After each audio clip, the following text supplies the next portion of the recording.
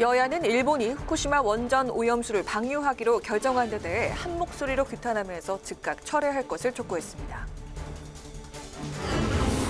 더불어민주당 홍영표 의원이 당대표 선거에 출사표를 던지면서 당권 레이스가 시작됐습니다. 송영길, 우원식 의원도 출마 선언을 할 예정이어서 당대표 선거는 3파전으로 치러질 예정입니다. 국민의힘은 국민의당과의 합당을 놓고 당내 이견이 표출되면서 갈등을 빚고 있습니다. 당대표를 먼저 뽑자는 자강론과 선통합 후 전당대회를 치르는 통합론이 맞서고 있습니다. 정치 사회적 이슈를 분석해보는 뉴스앤 이슈. 오늘은 차기 지도부 선출을 위한 더불어민주당의 당권 경쟁과 합당 방식과 시기를 둘러싼 이견으로 셈법이 더욱 복잡해진 야권 통합에 대해서 전망해봅니다.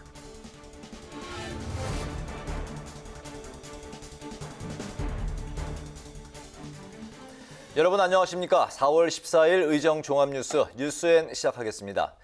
일본이 후쿠시마 원전 오염수를 방류하기로 결정한 데 대해 여야는 한 목소리로 강력 규탄하며 철회를 촉구했습니다. 특히 여당은 국제사회와의 긴밀한 공조로 대응에 나서겠다고 강조했고, 야당은 그동안 정부의 대처가 미흡했다고 비판하면서 적극적인 대응을 촉구했습니다. 강민지 기자가 보도합니다. 여야는 가장 가까이에 위치한 우리나라와 협의도 없이 이뤄진 일본의 일방적 통보를 강력 규탄했습니다. 더불어민주당은 국민 건강에 위해를 끼치는 어떤 행위도 용납할 수 없다며 할 수 있는 모든 조치를 취하겠다고 경고했습니다. 또 국제사회와 긴밀한 공조를 통한 사태 해결에 나서겠다고 강조했습니다. 오염수 처리 전반에 대한 투명한 정보 공개와 검증도 없이 이같이 결정한 일본 정부를 규탄합니다. 당정은 국제사회와 더 긴밀하고 신속하게 공조해 사태 대응에 나서겠습니다. 부산 앞바다를 지켜내겠습니다. 국민의힘은 일본의 조치와 태도에 대해 다시 한번 깊은 우려와 유감을 표했습니다. 또 우리나라 정부가 일본의 결정을 통보할 때까지 미온적으로 대응해왔다며 그동안의 정부의 대응에 대해서도 비판의 목소리를 높였습니다. 도미타 대사를 통해서 주변국들과 대화를 통해서 잘 해결해 나가도록 노력하겠다는 답변을 받은 바 있는 점에 비추어 보면 근본 일본의 일방적인 결정은 그 조치도 태도도 모두 용납하기 어렵습니다. 정의당은 일본 대사관 앞 위안부 소녀상에서 기자회견을 연 뒤 일본 대사관에 항의 방문해 후쿠시마 방사성 오염수 방류 결정 규탄 서한을 전달했습니다. 정의당은 일본의 방류 결정은 살상무기를 그대로 내버리는 것과 다를 바 없는 명백한 범죄 행위라며 국제사회에 더 강력한 제재 조치 필요성을 거듭 강조했습니다. 국회는 일본 원전 오염수 방류와 관련해 이번 주 소관 상임위인 농해수위와 외통위를 잇따라 소집해 국회 차원의 대처 방안을 강구할 계획입니다. 국회 방송 강민지입니다. 더불어민주당의 차기 당대표를 선출하는 전당대회가 다음 달 2일 치러지는데 오늘 홍영표 의원의 공식 출마 선언으로 당권 레이스에 막이 올랐습니다. 원내대표 경선에 나선 윤호중, 박완주 의원은 초선 모임 초청 토론회에서 소통을 강조했습니다. 김세정 기자가 보도합니다. 더불어민주당 차기 당권을 향한 레이스가 시작됐습니다. 당대표 후보 등록 첫날인 오늘 사선 중진이자 친문 핵심으로 꼽히는 홍영표 의원이 출마 선언 스타트를 끊었습니다. 마지막 한순간까지 문재인 정부를 지켜낼 사람, 모든 것을 걸고 반드시 정권 재창출을 이뤄낼 사람, 저 홍영표입니다. 홍 의원은 당을 안정시키고 무엇보다 당 중심의 대선을 치르겠다며 돌파, 단결, 책임의 리더십으로 담대한 진보를 만들겠다고 호소했습니다. 홍 의원 외에 송영길, 우원식 의원이 내일 출마를 선언할 예정이어서 이번 당대표 선거는 3파전으로 치러질 예정입니다. 원내대표 경선에 출마한 4선의 윤호중, 3선의 박완주 의원은 당 초선 모임 더민초가 주최한 토론회에서 격돌했습니다. 먼저 두 후보는 민주당 전체 의원 중 절반 이상을 차지하는 초선 의원들의 표심을 얻기 위해 당내 소통 구조를 개선하겠다고 목소리를 높였습니다. 초재선 의원님들이 의원총회를 통해서 추천한 의원님을 원내 부대표로 임명해서 다양한 소통 구조를 만들겠습니다. 초선 의원님들의 의총 등 소신 있는 목소리를 보호하도록 하겠습니다. 당 쇄신을 위한 주력 과제에는 차별화를 뒀습니다. 윤 의원은 고위 당정청 협의회를 당 중심의 정책 결정 구조로 혁신하고 상임위별 부패 척결 특위 신설을 약속했습니다. 박 의원은 민심이 공감하는 정책을 추진하겠다면서 특히 권력기관 개혁 입법 완수에 집중하겠다고 강조했습니다. 원내대표 경선은 이틀 뒤인 모레 치러지는데 원내대표 선거 결과가 당대표 전당대회 판세에 영향을 미치게 될지 주목됩니다. 국회방송 김세정입니다. 국민의힘이 당 쇄신 방향을 놓고 내부 분열 조짐을 보이고 있습니다. 우선 전당대회를 열어 당대표를 선출하자는 자강파와 국민의당과 통합이 먼저라는 통합파가 충돌하고 있는 건데요. 일각에서는 당권을 놓고 어느 쪽이 유리한지 저울질하는 것이라는 지적도 나오고 있습니다. 홍혜진 기자입니다. 자체 당대표 선출이 먼저냐, 통합이 먼저냐, 국민의힘에서 통합 우선순위를 놓고 이견이 분출되고 있습니다. 정진석, 서병수 의원 등 이른바 통합파는 선통합에 방점을 찍었습니다. 더 큰 제1야당, 더 큰 2번을 만들겠다는 국민들과의 약속을 지키면 되는 것입니다.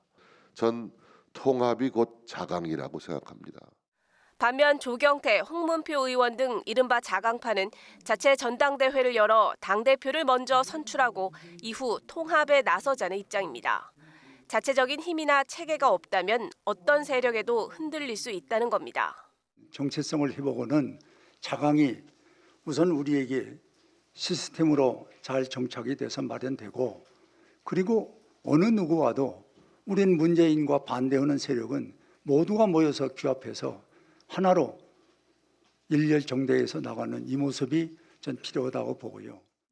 양측 모두 당 쇄신을 위해 야권 통합이 필요하다는 데는 공감하지만 시기와 방식 등을 놓고 이견을 보이는 겁니다. 자강파는 당권 경쟁에서 외부 변수를 배제하는 것이 유리하다고 판단하고 있는 반면 통합파는 이번 전당대회에 야권 통합이라는 국민적 요구를 반영해야 윤석열 전 검찰총장 등의 합류 가능성이 있다고 판단하고 있는 것으로 풀이됩니다.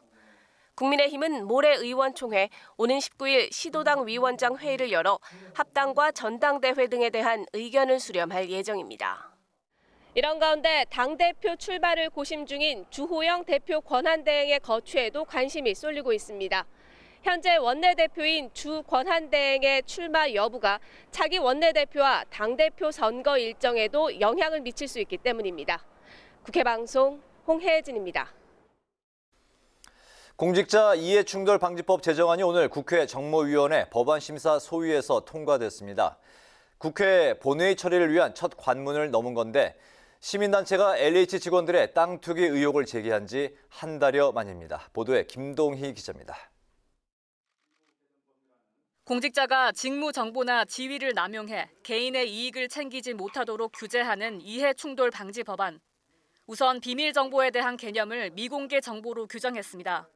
공직자는 퇴직 후 3년까지 업무 중 알게 된 정보로 재산상 이득을 얻는 행위를 금지했고 유튜브나 외부 강연 등으로 돈을 버는 행위도 제한했습니다. 최대 쟁점이었던 적용 대상에는 공무원과 공공기관 직원, 지방의회 의원까지 확대해 190만여 명이 적용될 것으로 보입니다. 사립학교 교직원과 언론인은 대상에 포함하지 않고 사립학교법과 언론 관련법에서 이해충돌 상황을 규제하기로 했습니다. 미공개 정보를 사적으로 이용하거나 다른 사람에게 알려주면 최대 징역 3년형, 벌금 3천만 원형에 처해집니다. 미공개 정보를 제공받은 사람 역시 처벌받습니다. 정부 안에 포함되지 않았던 공직자 부동산 신고 조항도 규정했습니다. 토지와 부동산을 취급하는 공공기관 임직원은 토지와 부동산을 보유하거나 매수했을 때 14일 이내에 신고해야 합니다. 마지막까지 쟁점이 됐던 소급 적용은 불가능한 것으로 조율됐습니다. 환수 조치가 진행 중인 부당 이득에 대해서라도 법을 적용하자는 의견이 있었지만 위헌 논란을 이유로 빠졌습니다. 여야 합의로 첫 관문을 넘은 이해충돌 방지 법안은 정무위 전체 회의와 법사위를 거쳐 본회의 예정일인 오는 29일 국회를 통과할 것으로 예상됩니다. 이번 이해충돌 방지 법안 통과가 공직자의 사익 추구를 뿌리 뽑고 국민들의 신뢰를 회복하는 초석이 될지 주목됩니다. 국회 방송 김종희입니다. 이틀 후면 4.16 세월호 참사 7주기인데요. 국회에서는 진통 끝에 세월호 참사 진상규명 특검 후보 추천위가 출범했습니다. 박병석 국회의장은 의혹이 남지 않도록 중립적인 특검 추천을 주문했습니다. 보도에 한도형 기자입니다. 지난해 12월 세월호 참사 진상규명을 위한 특검 임명 요청안이 국회에서 통과된 지 4개월여 만에 특검 후보 추천위가 위촉식을 열고 공식 활동을 시작했습니다. 박병석 국회의장은 진실이 제대로 규명되지 않았다는 의구심이 아직 남아있다며 중립적인 특검 추천을 통해 의혹을 해소해달라고 당부했습니다. 7년 전 4.16 참사는 국가 재난관리의 총체적 부실을 단적으로 보여준 비극이었습니다. 여러분들의 빠른 시일 내에 좋은 후보를 추천할 것으로 기대합니다. 국민의 믿음을 갖는 안전사회로 가는 디딤돌이 되기를 희망합니다. 추천인은 총 7명인데 당연직인 이용구 법무부 차관, 김형두 법원행정처 차장, 이종엽 대한변협회장의 여야 교섭단체목 추천위원 각각 2명입니다. 여당은 지난 2월 김남준 법무법인 시민대표 변호사, 최정학 방통대 법학과 교수를, 야당은 어제 구충서 법무법인 JNC 대표 변호사, 한석훈 성균관대 법학전문대학원 교수를 추천했습니다. 추천위가 2명의 특검 후보를 추천하면 대통령은 이 중 1명을 임명하는데 특검은 세월호 내 CCTV 조작 여부, 해군과 해경의 세월호 영상 녹화 장치 수거 과정 등 증거자료 편집 의혹과 관련해 최대 90일간 수사를 진행할 예정입니다. 국회방송 한도영입니다. 더불어민주당 지도부는 재보선 참패 이후 처음으로 부산을 방문해 공약으로 내세웠던 가덕 신공항 건설을 흔들림 없이 추진하겠다고 밝혔습니다. 도종환 비상대책위원장은 오늘 비대위 회의에서 2029년까지 가덕 신공항 완공과 동남권 메가시티 2030 엑스포 유치를 위해서 최선을 다하겠다고 강조했습니다. 이어 더 낮은 자세로 부산 시민과 소통하겠다며 반성과 성찰을 통해 더 책임 있는 집권 여당의 모습으로 거듭나겠다고 다짐했습니다. 더불어민주당은 오세훈 서울시장을 향해 국민을 볼모로 한 방역 실험을 유보하고 정부, 방역 당국과 성실히 협의하라고 촉구했습니다. 최인호 수석 대변인은 오늘 브리핑에서 오세훈식 방역 대책이 코로나 4차 대유행을 불러올지도 모른다는 걱정이 커지고 있다며 이같이 밝혔습니다. 또 오 시장이 정확성이 완전하지 않은 자가검사 키트를 믿다가는 큰 부작용을 낳을 수 있다는 방역 당국의 우려에 귀를 기울여야 한다고 강조했습니다. 국민의힘은 정부가 코로나19 백신 확보에 적극 나설 것을 촉구했습니다. 김혜령 대변인은 브리핑에서 백신 접종률이 2.3%에 불과하고 백신 도입에 차질을 빚을 만한 소식이 잇따르고 있어 정부가 계획한 11월 집단 면역 형성이 가능할지 의문이라며 이같이 밝혔습니다. 또 정부가 이제까지 백신 수급 실패를 인정하지 않고 국민의 눈을 가리려고만 하고 있다며 더 이상의 실책을 반복해선 안 된다고 지적했습니다. 인턴 비서 성폭행 의혹으로 국민의힘을 탈당한 김병욱 의원이 경찰 수사에서 무혐의 처분을 받고 국민의힘에 복당 신청을 한 것으로 알려졌습니다. 김 의원은 오늘 SNS를 통해 가세연의 허위 폭로 이후 당의 권유로 탈당했지만 결백이 밝혀진 만큼 신속하게 국민의힘으로 복당하겠다고 밝혔습니다. 이에 대해 조영 대표 권한대행은 당원 당규에 있는 절차에 따라 처리하겠다고 밝혔습니다. 한편 4.7 재보궐선거 당일 당직자 폭행으로 논란을 빚은 국민의힘 송원석 의원은 모든 것이 자신의 부도덕한 소치라고 사과하며 탈당했습니다.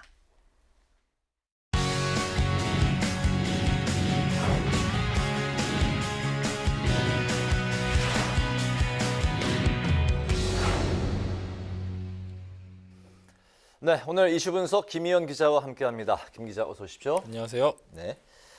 더불어민주당이 이제 오늘부터 당대표 예비 후보 등록을 받으면서 원내대표 이제 경선에 이어서 당권 레이스가 이제 시작이 됐네요. 네, 그렇습니다. 가장 먼저 당권에 도전장을 내민 건 4선의 홍영표 의원이었습니다. 네. 이 홍 의원은 2017년 민주당 대선 경선에서 당시 문재인 후보를 도왔던 부엉이 모임 출신이고 또 21대 국회 의원 모임인 민주주의 4.0 연구원의 멤버로 대표적인 친문 인사로 꼽힙니다. 홍 의원에 이어서 5선의 송영길, 4선의 우원식 의원도 출마를 준비하면서 민주당 당권 경쟁은 3파전으로 치러질 예정인데요. 송 의원은 지난 대선에서 문재인 캠프 총괄 선거대책본부장을 맡으면서 정권 창출에 기여했고, 우 의원은 이해찬 전 대표가 후원회장을 맡고 있는 민주평화국민연대 소속인데 두 의원 모두 범친문으로 분류됩니다. 네, 민주당은 이번에 재보선 패배 이후에 친문 일색의 정파주의를 이제 쇄신해야 된다 이런 이제 안에서의 목소리가 이제 나오고 있는데 맞습니다. 지금 상황만 보면은 당권 경쟁이 사실상 뭐 친문 경쟁으로 흐르고 있는 분위기네요. 네, 그래서 이 일각에서 도로 친문이냐 이런 우려의 목소리가 나오고 있는데요. 이 문희상 전 국회의장과 유인태 전 국회 사무총장을 비롯한 원로들은 특정 계파가 당을 독점하는 건 위험하다고 밝혔고, 또 당내에선 5선의 이상민, 4선의 노웅래 의원이 당심이 아니라 민심을 봐야 한다고 주장했습니다. 두 주장 모두 친문 후퇴를 강조한 건데요. 계파 독점 우려에 대해 당권 경쟁에 나선 홍영표, 송영길, 우원식 의원 모두 당내 계파는 없다고 한 목소리를 냈습니다. 홍 의원과 우 의원은 친문, 비문으로 나누는 계파는 오래전에 사라졌다고 일축했고, 송 의원은 이번 전당대회를 통해 당심과 민심이 상호 수렴되는 과정으로 발전해 나갈 것이라고 밝혔습니다. 그러나 이 친문 세력에서 벗어나기 힘들 것이라는 관측이 나오는데요. 전당대회 투표율 반영 비율을 보면 친문 성향이 강한 권리당원이 40%를 차지하기 때문입니다. 그래서 현행 10%인 국민 여론조사와 5%인 일반 당원의 비율을 높여서 민심을 좀 더 받아보자는 의견이 나오는데요. 근데 이 전당대회가 2주 정도밖에 남지 않아서 시간이 촉박하다는 점과 또 이미 후보 등록이 시작됐고 또 후보들 간 유불리가 달라질 수 있기 때문에 당장 당 룰을 바꾸는 건 쉽지 않을 것으로 전망됩니다. 그렇군요. 이번에 이제 국민의힘 상황도 한번 살펴볼까요? 네. 아직 이제 구체적으로 일정은 이제 잡히지 않은 상황인데 국민의힘에서도 물밑에서 당권 경쟁이 이루어지고 있죠. 네, 일단 이 주호영 대표 권한대행의 출마 여부에 관심이 쏠려 있습니다. 이 주대행의 원내대표 임기가 5월 말까지인데 이 주대행이 출마하느냐 마느냐에 따라서 전당대회 일정이 변경될 수 있기 때문인데요. 또 당권 레이스에는 이번 재보선에서 공천관리위원장을 맡았던 5선의 정진석 의원이 출마할 것이라는 관측이 나옵니다. 또 5선의 조경태, 4선의 홍문표, 3선의 윤영석 의원은 출마를 굳힌 것으로 알려졌고 4선의 권영세 의원은 아직 고심 중입니다. 여기에 이 초선 의원들의 당권 도전 움직임도 나오고 있습니다. 특히 이번 재보선에서 2030 세대의 지지를 많이 얻었던 만큼 기존의 기득권 정당 이미지를 탈피하고 세대 교체를 해야 한다는 목소리가 커지고 있는 겁니다. 검찰 출신의 김웅 의원을 비롯해 본회의 5분 연설로 화제를 모았던 윤희숙 의원, 그리고 강민국, 박수영 의원 등이 거론되고 있습니다. 국민의힘 의원은 모두 102명인데 이 중에 절반이 넘는 56명이 초선 의원들입니다. 만약에 실제로 초선 의원이 당권 레이스에 뛰어들고 이 초선 의원들 간의 결집이 이루어진다면 이변을 일으킬 수도 있는 상황이어서 최대 변수로 꼽힙니다. 또 이 밖에 원외에서는 김무성, 나경원 전 의원 등이 거론되고 있습니다. 네. 오늘 그 주호영 대표 권한대행과 중진 의원들 간의 연석회의가 있었는데 당권을 두고 중진 의원들 간의 신경전이 벌어졌었다고요? 네, 이 주호영 대표 권한대행을 향한 이 당권 주자들의 견제가 나온 건데요. 이 홍문표 의원은 주대행과 정진석 의원에게 두 사람이 당대표 경선 후보 단일화를 추진하는 게 사실이냐고 쏘아붙였습니다. 이에 대해 주대행은 그런 일 없으니 우려하지 말라고 해명했고 정 의원은 근거 없는 얘기라고 일축했습니다. 조경태 의원은 주대행에게 당권에 나설 건지 빨리 결정하라고 압박했고 주대행은 빨리 결정하겠다고 답한 것으로 전해졌습니다. 네, 국민의힘 현재 그 당권 레이스 이전에 국민의당과의 그 합당 문제부터 정리가 좀 필요해 보이네요. 그렇습니다. 여전히 통합이 먼저냐, 전당대회가 먼저냐 아직 결론을 짓지 못하고 있는 상황인데요. 일단 중진 의원들은 국민의당과의 합당에 속도를 내야 하는 쪽으로 의견을 모았습니다. 이 정진석 의원은 통합이 곧 자강이라고 강조했고 박진 의원은 야권 통합은 국민의 지상명령이라고 주장했습니다. 특히 이 국민의당의 입장만 계속 기다려서는 안 된다는 분위기인데요.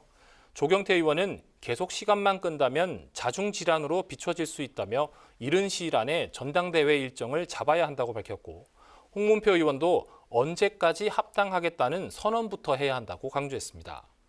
국민의힘은 오는 16일 의원총회, 19일 시도당 위원장 회의를 열어 합당에 대한 의견을 수렴할 계획입니다.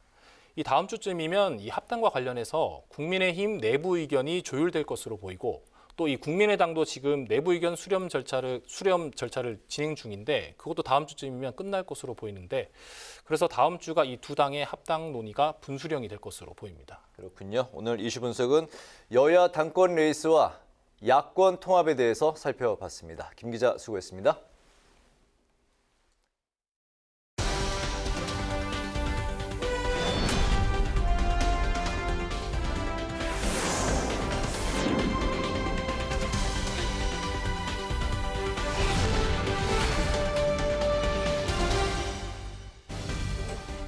강하락의 정치톡 시간입니다. 4월 14일 시선을 집중시킨 정치 뉴스는 무엇이었는지 만나보시죠. 오늘의 첫 번째 정치톡은 상생방역, 당신의 생각은입니다. 오세훈 서울시장이 야심차게 내놓은 코로나 방역 대책이죠. 업종별 특성을 고려해 영업시간 등을 탄력적으로 적용하는 서울형 상생방역, 그 추진을 놓고 갖가지 우려들이 나오고 있습니다. 이를 의식한 듯 오 시장, 새로운 시도와 발상의 전환이 필요하다며 상생 방역 도입의 필요성을 재차 강조하고 나섰는데요. 오 시장이 방역 수칙 완화의 전제로 내건 것은 바로 자가검사 키트였습니다. 자가진단 키트는 10분에서 30분 내외로 검사 결과를 확인할 수 있는 검사 수단입니다. 야간 이용자가 많은 노래연습장에 시범 도입해서 코로나19 예방 도입에 효과적인지 검증하고자 하는 것입니다. 민생과 방역을 모두 지키는 상생 방역으로 패러다임을 바꾸어 나가겠습니다. 4차 대유행이 염려되는 상황에서 정확도가 낮은 자가검사 키트를 활용해 다중 이용시설 출입을 허용하는 건 바람직하지 않다는 지적도 나오고 있는 만큼 서울형 상생 방역에 대한 국민 여론은 팽팽하게 엇갈렸는데요. 방역 측면에선 부정적인 답변이, 민생 측면에선 긍정적인 답변이 더 우세했습니다. 리얼미터가 서울형 상생 방역에 대한 평가를 조사한 결과 방역 측면에선 도움되지 않을 것이라는 응답이 51.4%, 도움이 될 것이라는 응답은 41.8%로 나타났고요. 반면에 민생 측면으로는 도움될 것이라는 응답은 54.2%, 도움이 되지 않을 것이라는 응답은 40.5%, 잘 모르겠다는 응답은 5.3%였습니다. 한편 민주당에선 오 시장의 서울형 상생 방역에 대해서 국민 생명을 볼모로 한 방역 실험이라면서 강한 비판과 함께 우려를 나타냈는데요. 그 발언도 직접 들어보시죠. 최근 코로나 상황 악화로 불안감이 다시 커지고 있습니다. 지금 가장 경계해야 할 것은 중앙정부와 지자체 간 방역체계 엇박자입니다. 주요 지자체의 현명하고 책임있는 판단이 절실합니다. 최근 코로나19 확진자가 연일 600에서 700명대를 넘어서고 있습니다. 자칫 방심하다가는 폭발적인 대유행으로 번질 수 있다는 목소리가 높은데요. 자가 진단 키트의 정확도와 효과에 대해서 의견이 엇갈리고 있는 지금 오 시장의 상생 방역은 과연 어떤 결과를 가져올까요? 이어서 오늘의 두 번째 정치톱은 분열로 내딛지 않아야입니다. 4.7 재보궐선거 참패 이후 당의 쇄신을 모색하고 있는 민주당이 조국 사태에 대한 입장을 놓고 내용에 휩싸였습니다. 2030 초선 의원들이 조국 사태에 대한 반성을 언급했다가 강성 지지층의 비난을 받은 데 이어서 민주당 권리당원 게시판은 며칠째 조국 전 장관 관련 글로 뒤덮였는데요. 민주당의 쇄신론이 조국 사태 앞에 멈춰선 지금 당의 분열을 우려하는 목소리도 터져나왔습니다. 지난 재보선에서 민주당의 부산시장 후보로 출마했던 김영춘 전 해양수산부 장관. 패장은 말없이 자숙하는 게 도리이나 여러분께 받은 은혜를 돌에 새기는 심정으로 글을 적는다며 선거 패배 후 처음으로 입을 열었습니다. 김 전 장관은 우리는 열린 우리당 실패 축적물까지 딛고 서 있는 정당이라며 치열하게 토론하되 그것이 돌이킬 수 없는 분열로 내딛지 않는 품격 있는 과정이 되면 좋겠다고 조언했습니다. 민주당의 서울시장 후보로 출마했던 박영선 전 장관 역시 마음이 무척 아프다는 글을 올렸는데요. 박 전 장관은 우리 모두 열심히 했다. 패하고 나면 여러 이야기가 나오고 의견이 서로 다를 수 있다며 서로 비난하지 않고 품위 큰 민주당으로 거듭나게 해달라라고 적었습니다. 재보선에서 패배한 민주당의 가장 시급한 과제는 단연 철저한 반성과 쇄신입니다. 이런 큰 과제를 앞두고 조국 사태를 재소환한다면 결국 혁신이 아니라 분열에 이르게 될 것이라는 전망도 나오고 있는데요. 자성과 쇄신으로 선거 참패 후유증을 수습해야 하는 민주당. 조국 사태를 말끔하게 털어내고 쇄신을 위한 동력 확보에 성공할 수 있을까요? 지금까지 강아랑의 정치톡이었습니다.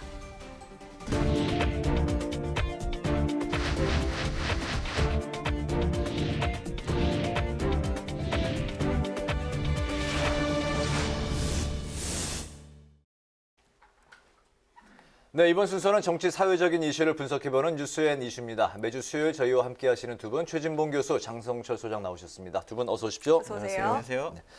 민주당의 이제 당권 레이스가 이제 본격 시작이 됐는데요. 차기 당권을 향해서 송영길, 우원식, 홍영표 의원의 이제 3파전인데 새 의원의 이제 차별화 정책을 보면 송 의원은 부동산 정책으로 가고 있고 우 의원은 코로나 손실보상 소급 적용 카드 그리고 홍 의원은 검찰 개혁을 강조했는데 새 의원의 경쟁 두 분 어떻게 보고 계십니까?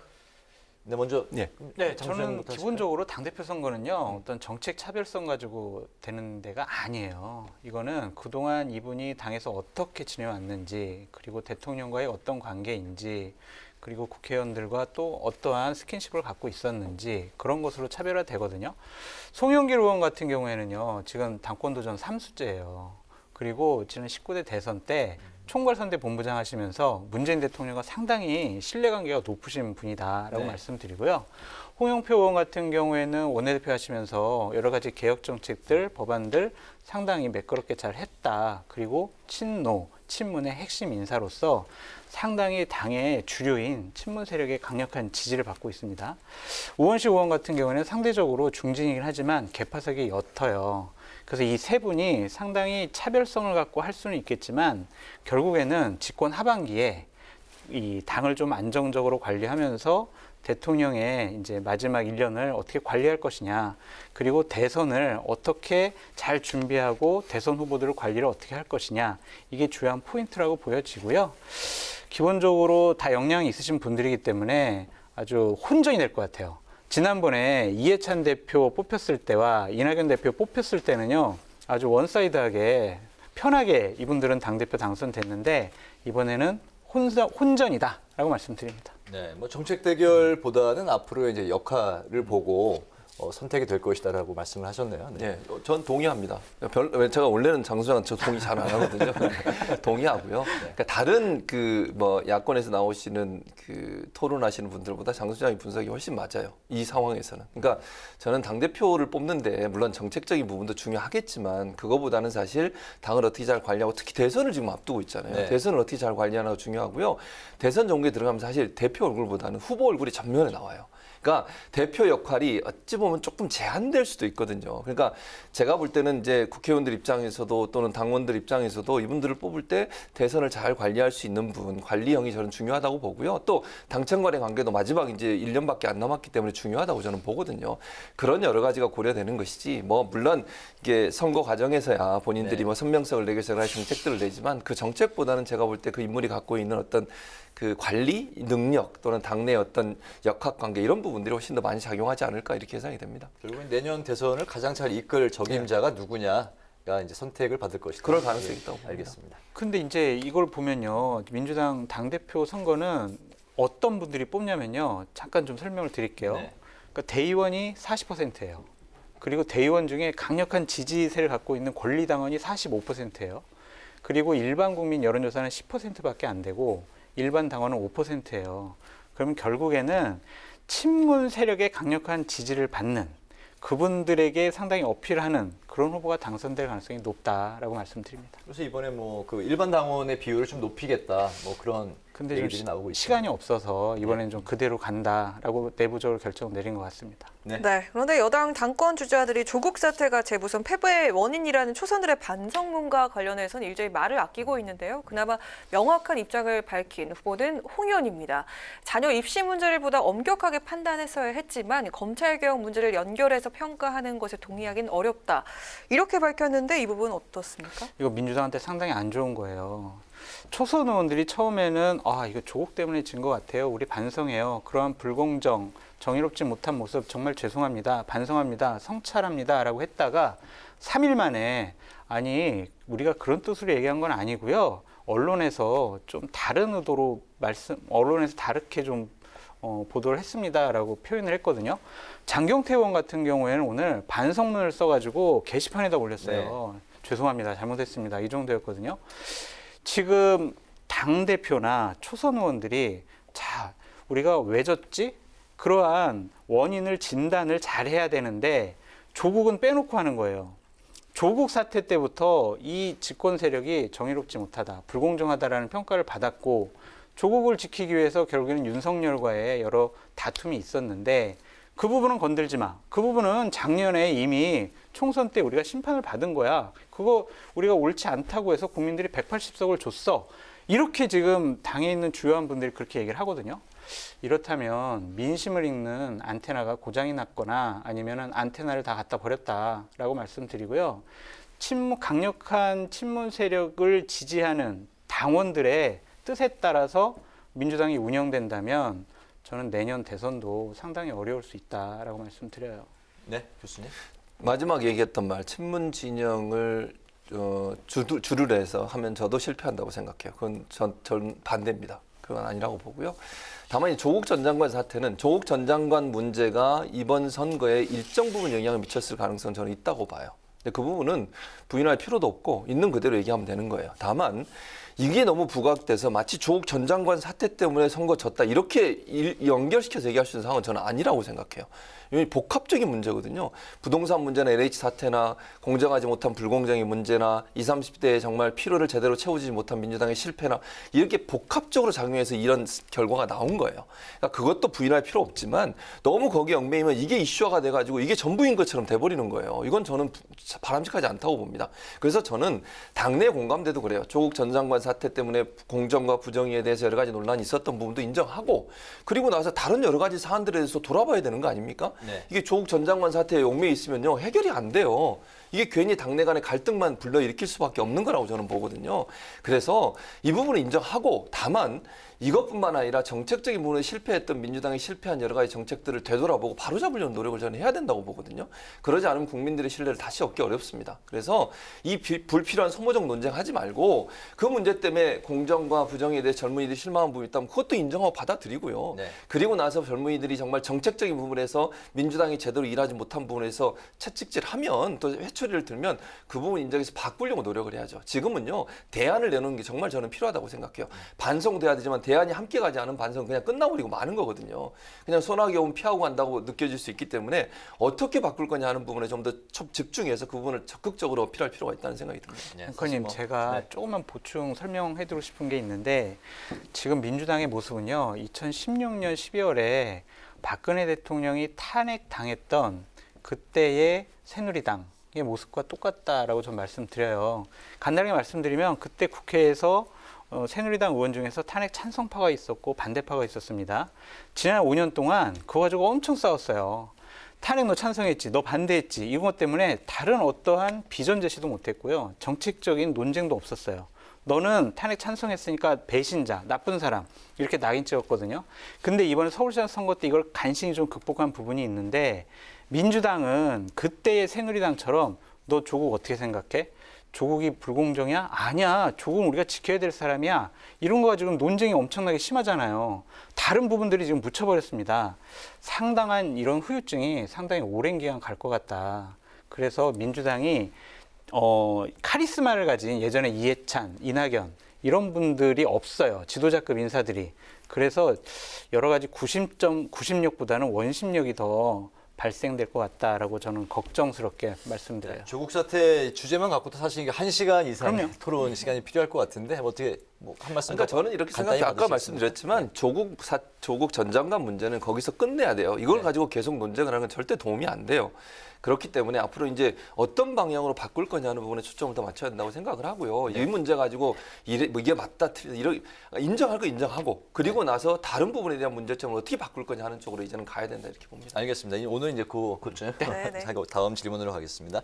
여당 원내대표 선거에 나선 이제 친문의 윤호중 그리고 이제 비문의 박완주 의원 간의 이제 그 경쟁인데요.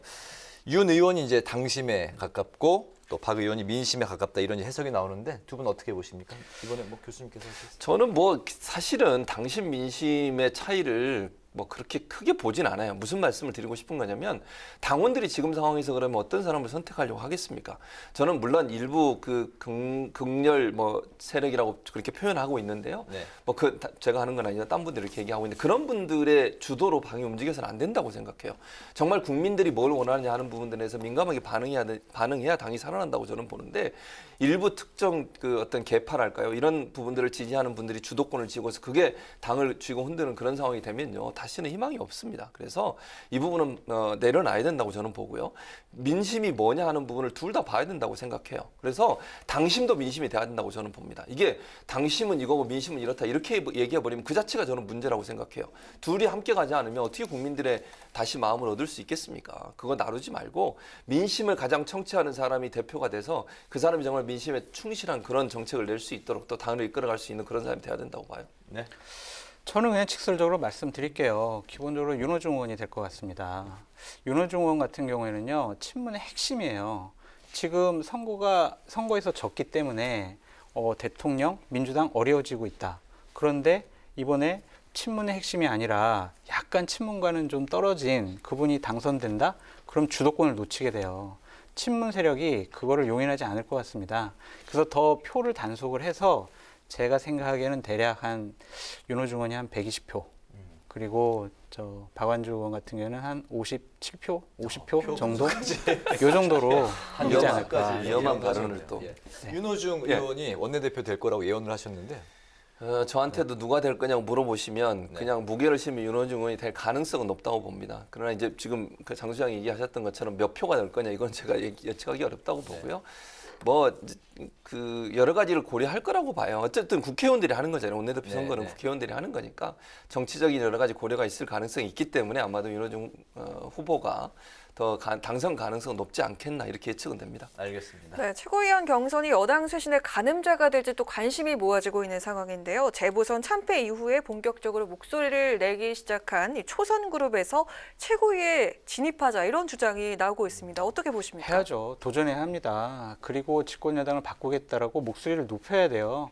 그래야 당도 바뀌고 본인도 정책으로 클 수가 있어요.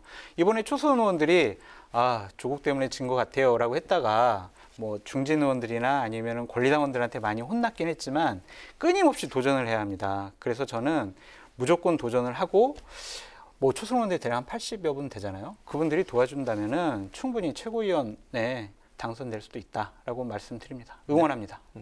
저도 초선 의원들이 최고위원에 들어가는 건 적극 찬성해요. 왜냐하면 그분들의 새로운 어떤 목소리라든지 아니면 참신한 아이디어가 적극적으로 반영된다고 생각을 해요. 최고위원들이 너무 중진들만 모여 있으면 그 정치권에 오래 있다 보면 사실은 참신한 아이디어를 내기가 좀 어려운 부분이 있을 수 있거든요. 물론 제가 중진이 모두 다 그렇다고 단정적으로 얘기할 수 있는 건 아니지만 초선 의원들이 갖고 있는 새로운 어떤 활기 넘치는 아이디어가 적극적으로 반영되고 또 민심에 적극적으로 다가가려는 그런 모습들이 좀 반영됐으면 좋겠다. 그런 차원에서 본다면 초선 의원들이 많이 들어가는 것도 저는 긍정적으로 볼 수 있다고 봅니다. 네, 또 짧게 하나만 여쭐게요. 여당 쇄신 위한 1호 과제가 뭐라고 생각하십니까? 저는 부동산 정책이었다고 생각해요. LH 사태 이후에 사실 부동산 정책에 대해서 많은 국민들이 실망한 부분이 있었고요.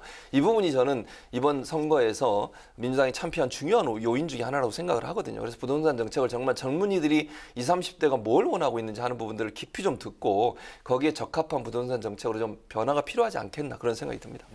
그 말씀에 동의하고요. 저는 검찰을 장악하려고 하지 말고 제대로 된 검찰 개혁을 해라. 마무리를 잘 해라. 그렇게 말씀드리고 싶습니다. 지금 공수처 출범도 상당한 수준으로 저희가 과연 제대로 수사할 수 있어? 이런 의심받고 있잖아요. 네. 그런다 국회에서 법안을 잘못 위반을 해서 그래요. 이런 것들을 좀 제대로 바로 잡아라 라고 말씀드립니다. 네, 이제 그 야권으로 가보겠습니다. 지난주 이제 저희와 함께 4.7 재보선 특집을 두 분이 이제 함께 하셨는데 오세훈 서울시장이 이제 일주일 됐습니다. 그간의 일주일 어떻게 평가하십니까? 저는 뭐 오세훈 시장이 여러 가지 의욕적으로 일하는 부분, 이런 부분들이 보여서 또 이제 언론에 사실 많은 주목도를 받고 있잖아요. 그런 부분들은 뭐 긍정적으로 평가할 부분이 없지 않아 있다.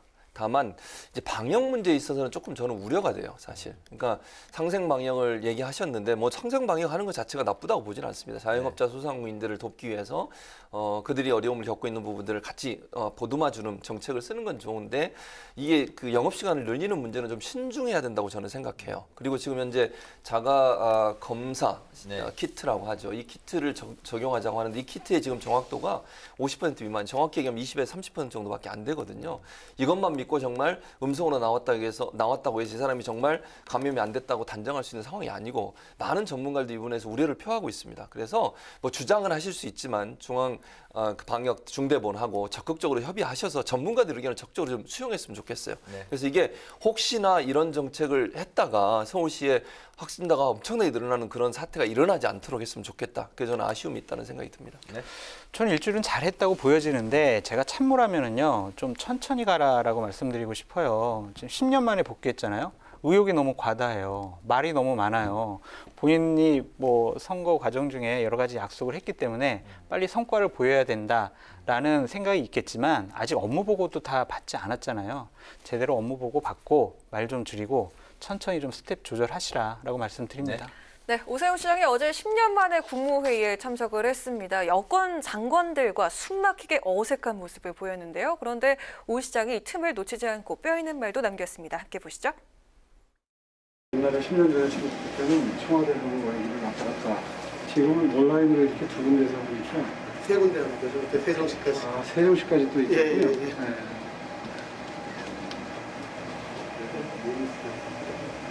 시간이 이렇게 있으면 안 되는데 사실 너무 많이 지켜야지.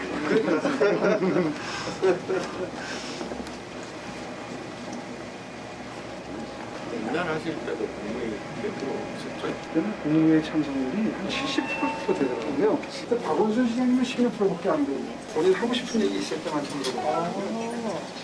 저는 범생이라 맨날 와서 의견도 없는데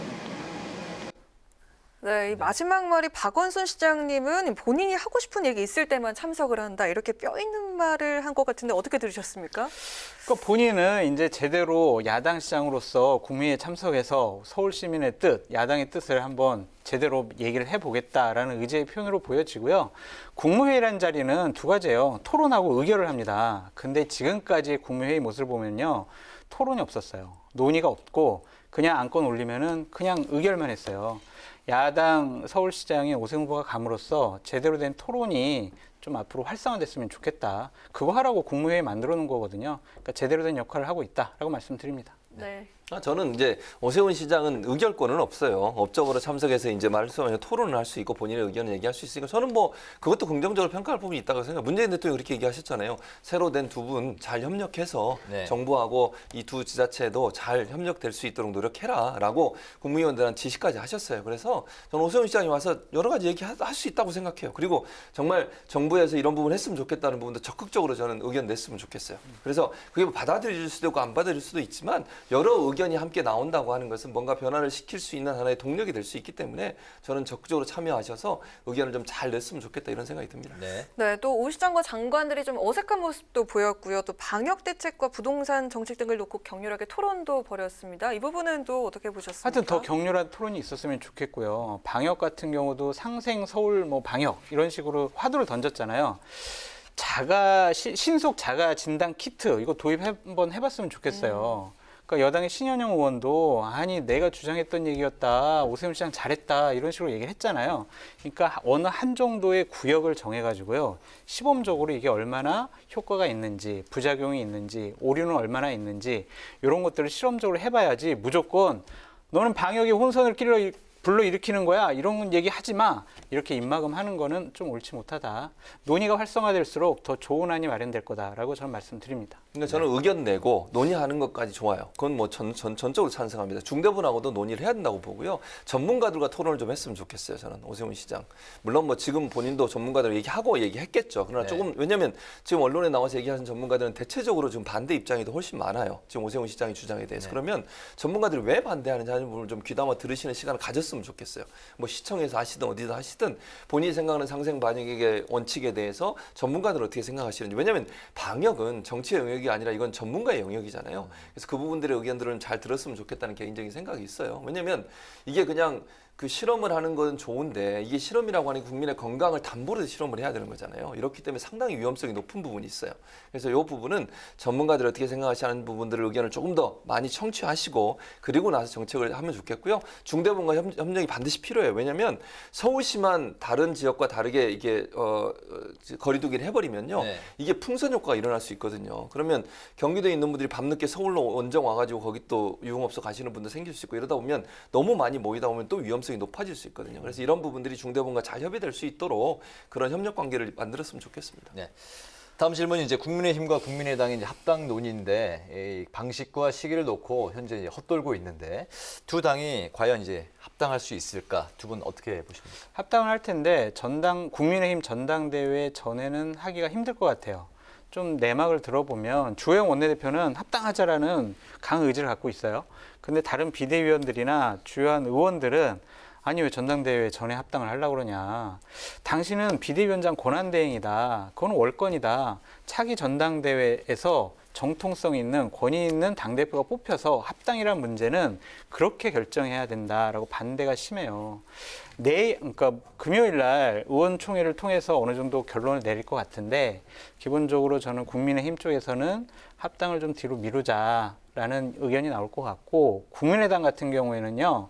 우리가 당원들 뜻 모아야 돼요. 이것은 무슨 의미냐면 우리가 합당하면 뭐 줄 건데 나 어떻게 대우해 줄 거야? 우리 소속 의원들을 어떻게 무슨 자리 줄 거야? 이런 지분 싸움이 있다고 보여져요.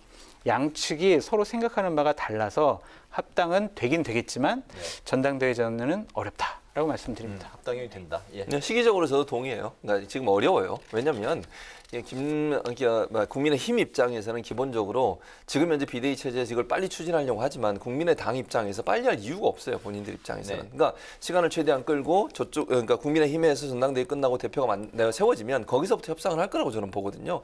국민의당 입장에서는 이게 흡수통합 형태로 들어가면 안 돼요. 지금 들어가면 그런 형태가 될 가능성이 높다는 거예요. 제 말은. 그렇기 때문에 안철수 대표나 국민의당 입장에서는 가능한 한 본인들의 지분을 많이 가지고서 당대당 통합으로 가려고 노력을 할 것이고요. 그런 협상의 과정이 지난하게 좀 시간이 걸릴 거라고 저는 봐요. 이게 단순간에 빠른 시간에 해결될 문제는 저는 아니라고 보거든요. 그리고 이게 대권 경쟁과도 연계가 돼 있는 문제이기 때문에 지지율과도 또 연계가 된다고 저는 생각해요. 그런 여러 가지 것들을 최대한 지렛대로 활용해서 국민의당 입장에 더 많은 것을 얻어내면서 합당을 할 거다. 그러려면 시간이 좀 걸릴 거다. 이런 생각이 듭니다. 네, 또 당권 다툼이 벌어진 국민의힘을 향해서 김종인 전 비대위원장이 차라리 초선을 대표로 세워야 한다라고 말을 했습니다. 이것도 의견 어떻습니까? 이거는요. 김종인 위원장 뜻은 뭐냐면 나 없이 잘 되나 보자. 나를 그렇게 그냥 내보내고 붙잡지도 않고 너희들 뭐 하는 거야 라는 섭섭함의 표현이기도 하고 김종인 위원장이 비대위원장 그만두면서 두 가지를 당부했어요. 하나는 안철수랑 합당하지 마. 또 하나는요. 여권은 분열할 테니까 자기들끼리 정말 잘 뭉치고 쇄신 계속 해야 된다라고 얘기를 했었거든요.